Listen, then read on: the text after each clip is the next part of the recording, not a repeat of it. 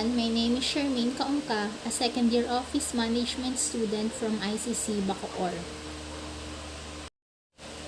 Today, I am about to discuss one of the topic in Learning Skills 4. And this topic is all about customer service orientation. Let us start our discussion about customer service orientation by knowing its definition. Customer service orientation is the willingness and ability to give priority to customers, delivering quality services which meets their needs. This topic is very important, especially if you are planning to work as a customer service representative or front desk officer in any companies or hotels. And as a customer service representative, you are expected to give a quality service to the customers. Next, why is it important? In this context, the customer refers both internal and external customers. This behavior is about fully understanding customers' needs in order to develop and deliver appropriate services. In this line of work, it is important because you are dealing with a lot of different customers or people. And also, as a customer service representative, you are representing your company. So you have to show a good behavior and deliver appropriate service to the customers. Because whether you show good or bad attitude to the customer, it will reflect to your company. Just an additional information for the customer service orientation, especially if you are a customer service representative. You have to possess this kind of quality, which is by being customer service oriented or the ability to fulfill the ultimate purpose of helping people regardless of challenges along the way. Syempre, if you are a customer service representative, iba-ibang tao yung makakasalamuha mo. Merong mababait, meron din na naman na mga customers na talagang mahirap intindihin, lalo na yung mga maiinit ang ulo or mga galit na customer kasi may mga reklamo sila. Kailangan kahit nasa ganong situation ka, alam mo yung mga dapat mong gawin at alam mo siyang i-handle yung mga ganong klase ng tao. Another additional information that I'm going to discuss is the last method. This method is used especially kapag yung may mga customers na nagkakaproblema or may mga issue sila na nilalapit sa customer service. Let's start with the letter L, which is listen. Listening is one of the most important skills we must possess. As a customer service representative, kailangan attentive tayo na nakikinig sa reklamo ng customers. Kapag nagsasalita sila, hindi ka dapat na mag-interrupt. Hayaan mo lang siyang magsabi kung ano yung reklamo nila, kung ano yung problema. Makinig ka lang at tandaan mo kung ano yung mga information na sinasabi nila or regards dun sa reklamo nila. Next, letter A, apologize. Apologizing doesn't mean it's your fault. Sometimes, we as a customer service representative, we apologize to the customers not because of it is our fault, but because we are just apologizing for the company. Minsan kasi, kahit wala namang pagkakamali or kung nagkaroon man ng problema, yun lang yung way na para mapakalma yung customers kung galit man sila, kailangan nating mag-apologize kahit di naman natin talaga direct na kasalanan kung ano man yung problema na sinasabi ng customer sa atin. Next, letter S, which is solve. Solving the customer's problem as soon as possible. Syempre, kapag may customers na nagreklamo, after you listen kung ano man yung concerns nila, then apologizing in behalf of the company, of course, the next step will be solving what their problem is. Syempre, kailangan as a customer service representative, magagawan mo ng way kung ano man yung problema nila, masusolusyonan mo man yon. As much as possible, kailangan masolusyonan mo siya without the help of the higher ups or the manager or the supervisor. Kasi kung kaya mo naman, dapat ikaw na lang yung gumawa ng way para masolusyonan yon or para matulungan mo yung customers na nagrereklamo. And last is letter T, which is thanks. Saying thank you after every conversation. Sa mga customers na nagrereklamo or whatever, after nyong masolusyonan or mapag-usapan whatever problem is na nag-occur or nilapit sa inyo ng customer, you have to say thank you. Kasi isa din yun sa mga way para malaman ng customers na oy, maganda yung service ng company na to or ng hotel na to. Now, let's proceed to the levels of customer service orientation. Level 1 delivers a service. Keeps customer up to date and informed. Act promptly to ensure customer's problem are resolved. Makes him or herself available to the customer. Interacts well with all customers. Understand that each customer is different. Delivers what is expected, not what they think the customer wants or needs. In this level, it says that as a customer service representative, you have to make yourself available to interact with the customer so that you can give what is expected from you by the customers. And also, you have to keep them updated for whatever changes or whatever the update information about the regards concern of their problems. And also, as a representative of your company who deals with a lot of different people, you must be aware and sensitive enough not to use the same approach in every customers that you encounter, so that you can assure the customer that they can get the service that they deserve. Next, level 2 adds value. Think about the customer when undertaking day-to-day work. Question how is this adding values to the customer. Makes decision with the customers in mind. Takes pride delivering a high-quality products or services. Investigates service delivery and provides solution to the problem. For example, sa isang company, may mga changes kayong gagawin to improve your service.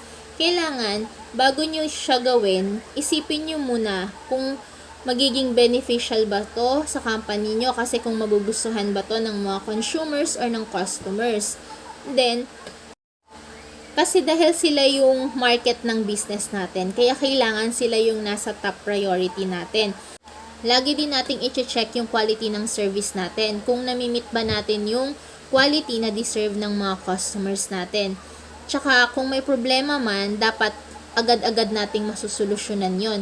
Kasi ang mga customers, laging pupunta yan doon sa good quality and good service ang makukuha nila. So, kung gusto mo na bumalik sa'yo yung mga customers mo, dapat laging nasa quality service yung ibibigay mo. At kung may problem man, always make a solution. Level 3 addresses underlying needs. Takes time to question and understand the real underlying needs of customers beyond those initially expressed. Establish system to collect customers' feedback, focuses na resources without bias on priority areas and or key customers group. Meaning as a company, dapat lagi nating goal is makapagbigay ng better service sa mga customer. That's why dapat may time tayo na isipin or mag-isip ng paraan kung paano natin malalaman yung sa loobin ng mga customers natin. Kung paano natin malalaman yung ano ba talaga yung mga pangangailangan nila. Kasi bawat tao, nagbabago-bago yung mga kailangan. Kaya diba mapapansin ninyo minsan sa ibang mga companies or establishment, namimigay sila ng mga forms sa mga customers na kung saan yung mga customers magbibigay sila doon na, or mag-fill up sila doon ng mga suggestions or mga kailangan improvements dun sa product or dun sa company na yon. Kasi yun yung way ng company para malaman nila kung ano yung mga dapat pa nilang gawin for the betterment of their company. Next, level 4 serves long-term interest. Always work closely with customers, developing an independent view of their needs and acting in long-term interest. Moves customers thinking forward, helping them understand issues beyond their day-to-day work. This level is one of the most important levels in the customer service orientation, especially if you are working as a customer service representative. Kasi, makikihalubilo ka sa ibang mga tao eh. dapat alam mo silang kausapin, alam mo yung approach na kailangan para maging magaan yung loob nila sa'yo. Dapat makausap mo sila, kasi lalong-lalo na makukuha mo yung mga feedbacks nila na kung saan magagamit naman ng company mo or na pinapasukan mo para magkaroon kayo ng improvement na makakasatisfy sa pangmatagalan dun sa mga customers na yon. Na syempre, kapag satisfy yung customers sa service na binibigay mo ng company ninyo, syempre, pangmatagalan yung customers na yon, babalik at babalik na magiging beneficial naman sa inyo. Next, warning signs. Ito naman yung mga attitude or characteristic na hindi maganda or dapat iwasan ng mga employee na nasa line of customer services. Kasi hindi siya magandang way para maka-attract ng customers. First, does not treat all customers with respect. Ito yung mga kind of employee na namimili ng customers. Yung igagalang lang nila or babatiin lang nila ng maganda, yung alam nilang beneficial para sa kanila. For example, pag may customers silang nakita na, uy, okay to, or uy, kilalang tao to, yun lang yung bibigyan nila ng magandang service. Pero pag nakita nila na, wala naman akong mapapala dyan sa taong yan, hindi na nila igagalang or hindi na nila gagawin yung best nila para masatisfy yung customer na yon. Next, fails to deliver. Ito naman yung hindi mo nabibigay ng tama yung service na dapat binibigay sa bawat customers. Next, fails to recognize or establish different customers' needs and delivers what he or she thinks appropriate. Yung ito naman, yung hindi natin iniisip or binibigyan ng pansin na yung mga customers natin, iba-iba yung mga pangangailangan. Kaya, nagkakamali tayo kung ano yung ibibigay natin sa kanila. Next, assumes one type of service is valuable for all customers. For example, sa isang business, eto, maganda tong service na to, kaya patok sa ibang tao. So, iisipin na lang natin na dahil patok siya or tinatangkilik siya ng ibang mga tao, yun na rin yung ipipilit mong i-offer sa iba, which is mali siya talaga kasi magkakaiba yung mga tao, magkakaiba yung mga pangangailangan nila. Next, keeps customers' feedback to him or herself and does not shares learning.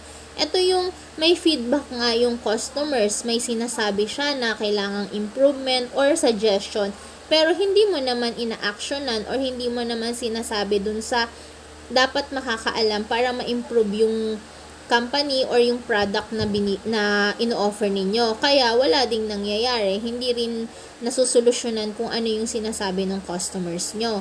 Then next, talk dismissively about customers. Yung pag, kunyari, nasa customer service area ka, tapos may customers na nagtatanong or nag-i-inquire, pero hindi mo pinapansin. Yung parang pinapakita mo sa customer na hindi ka interesado at may busy ka or may iba kang ginagawa. Next is inflexible about own system and way of doing things. Ito yung hindi ka flexible sa system ng company ninyo. Yung hindi ka nakakasabay sa pakikipag sa lamuha sa mga customers. Then last, treats all customers in the same way. Yung nalilimutan natin na ang mga customers iba-iba sila. So iba-iba din yung pangangailangan nila. Pero nalilimutan natin, kaya ang pakikisalamuhan natin sa kanila is paulit-ulit lang, which is hindi tama. Now, let's proceed to the positive indicators. Ito naman yung mga signs or indicators that showing the customers that the company has a good services. Let's start with the response to customers' requests promptly. Ito yung pag may customers na lumapit, kahit busy ka, susolusyonan mo or kakausapin mo yung customers at papakinggan mo kung ano yung request or needs nila. Then, treat all customers with respect. Yung kahit sinong customers yung lalapit sa'yo or yung magre-reklamo, kahit galit man yan or hindi, alam mo pa rin silang igalang at papakitahan mo pa rin sila ng mabuti. Next, does not make assumptions about customers' needs but ask lots of questions to clarify them. Ito yung hindi ka mag-assume or magja-jump into conclusions kung ano yung kailangan ng customers. Instead, you're going to listen to what the customers is saying. Then, you also have to ask questions para magkaroon ka ng more idea kung ano ba talaga yung kailangan niyang problema na masolusyonan. Takes the initiative in developing policies to meet customers' needs. Ito yung ikaw na mismo as a customer representative, mag-i-initiate ka na ma-improve yung policy ninyo. Depende kung ano yung pangangailangan ng customers ninyo. Then next, tries to see things from customers' point of view, find out the pressures of their world so as to relate to their concerns. Madalas to nangyayari kapag may mga customers na nagrereklamo or yung mga galit na customers. Syempre, huwag mo silang sasabayan. Dapat isipin mo din na baka may pinagdadaanan sila kaya nasa ganun sila. Kailangan mong ilagay yung sarili mo sa sitwasyon nila para mas maintindihan mo sila. Next, request feedbacks from customers to ensure satisfaction and shares the result. Syempre, yung mga customers, kailangan din nating hingin yung opinions nila or yung feedback nila kung nasa-satisfy ba sila sa service na binibigay natin. And also, makakapagbigay din sila ng information or suggestions na magagamit ng business or ng company natin para sa next time, mas maging maganda or mas ma-improve natin yung service na binibigay natin sa customers natin. And syempre, yung feedback na yun na binibigay ng customers, kailangan din natin sabihin dun sa mga part ng company or sa mga employee ng company na magpapatupad nung improvement na sinuggest ng customers natin. Para sa pagbalik nila, yun, mas maganda na. And last, knows when and how politely to decline an appropriate customer's request. Ito yung may mga times na may mga customers na rude or inappropriate na yung mga request na hinihingi nila. So, as a customer service representative, hindi mo sila pwedeng basta-basta na lang i-dismiss or sungitan. Dapat alam mo rin kung kailan at kung paano mo sila tatanggihan.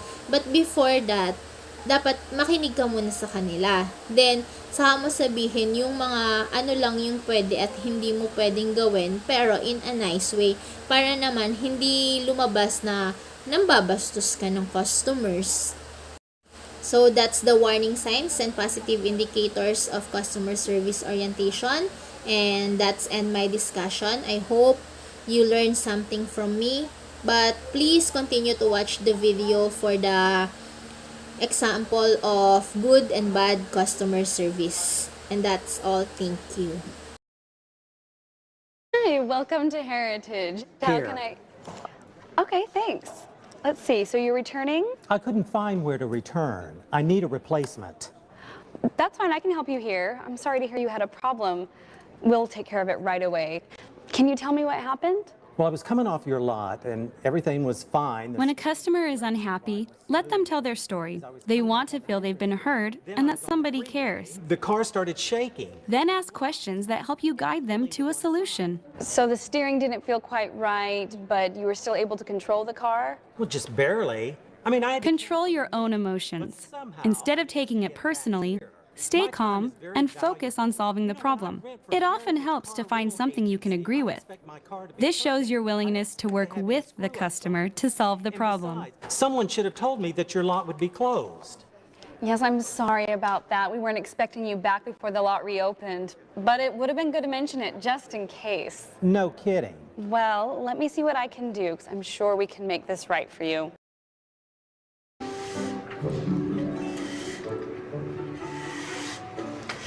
Oh, great. Excuse me. Yeah. Could you help me find some fresher juice? Oh, everything's fresh here. You're holding fresh. Sorry, the expiration date was yesterday. I'm not holding fresh.